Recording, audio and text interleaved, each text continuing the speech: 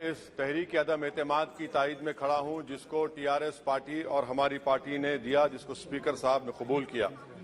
Sir, मैं 11 point आपके सामने रखूंगा जो मैं बताने की कोशिश करूंगा कि क्यों हम इस तहरीक अदम एतमाद की तायद में और मोदी हुकूमत की मुखालिफत में खड़े हैं। सर, हालिया दिनों में हमारे मुल्क में ट्रेन में एक वर्दीपोश दहशतगर्द ने अपने सीनियर मीना साहब का कत्ल करने के बाद ट्रेन के कंपार्टमेंट में जाकर नाम पूछकर, चेहरे पर दाढ़ी देखकर, कपड़े देखकर उनको कत्ल कर दिया और उसके बाद उसने कहा कि इस देश में रहना है तो मोदी को वोट देना पड़ेगा।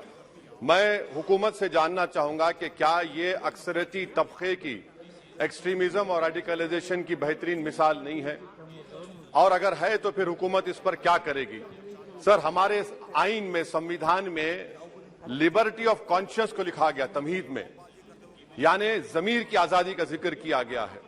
मैं हुकूमत से और खास तौर से वजीर आजम से जानना चाहता हूं कि कहां गया इस हुकूमत का जमीर, कॉन्शियस जिसको अंग्रेजी में कहते हैं, जब नूह में 750 इमारतों को बगैर ड्यू प्रोसेस फॉलो किए उनके इमारतों को मुनज़्ज़म कर दिया गया, और इसलिए कि वो मुसलमान थे, पूरे के पूरे इलीगल थे। इसीलिए पंजाब की हाईकोर्ट और हरियाणा की हाईकोर्ट ने कहा कि ये एथनिक क्लेंसिंग है।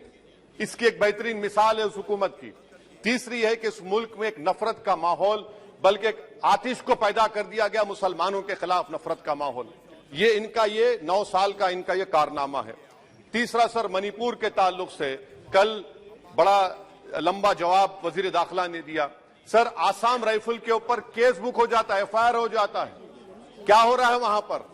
कहां गया आपका कॉन्शियस, कहां गया आपका जमीर, जब वहां की महिलाओं की अस्मत रेजी की जा रही है?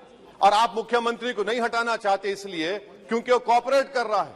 सर, मैं हरियाणा और मणिपुर के वजीर आला के लिए, किसी शायर ने अच्छा कहा था कि कुर्सी है तुम्हारा ये जनाजा तो नहीं, कुछ कर नहीं सकते तो तर क्यों नहीं जाते।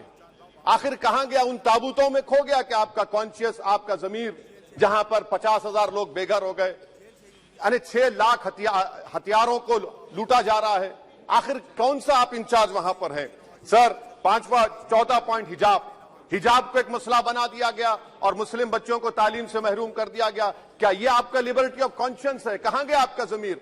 सर, अभी आपने फाइनेंस मिनिस्टर साहबा ने कहा, यहां पर डीएमके के मोहतरमा कनीमोजी ने महाभारत के द्रौपदी का जिक्र किया। मैं ये पूछना चाहता हूं, बिल्किस बानो इस देश की बेटी है या नहीं? जिस बिल्किस बानो को 11 लोगों ने रेप किया, प्रेग्नेंट थी, उसकी मां का रेप किया, उसकी बेटी को कत्ल कर दिया, उसकी मां का कत्ल कर दिया, आपने कातिलों को रिहा कर दिया। ये आपका कॉन्शियंस है?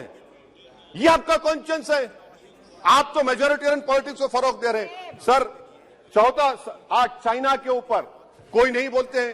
प्रधानमंत्री मोदी ने उस वक्त 2013 में, जब प्रधानमंत्री नहीं थे, कहा था कि समस्या बॉर्डर पर नहीं, दिल्ली में है।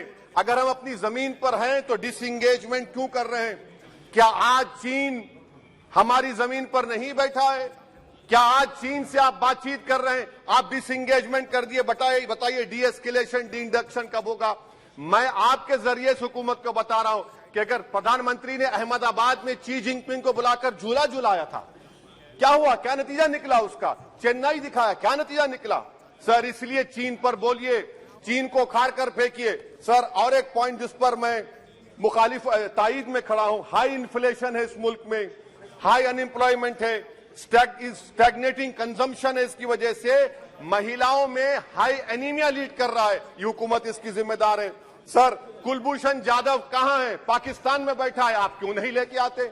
आप विश्वगुरु कहते हैं, कुलभूषण जाधव को भूल गए आप। कतर में 8 नेवी ऑफिसर 1 साल से जेल में हैं, आप नहीं ला सके उनको। सर, और एक चीज, 1991 का प्लेसेस ऑफ वर्शिप एक्ट इस ऐवान में पास किया गया था कि तारीख के जख्मों को नहीं खुरेदा जाएगा। आप खुरोद रहे हैं उनको। मैं आपको इंतबाह दे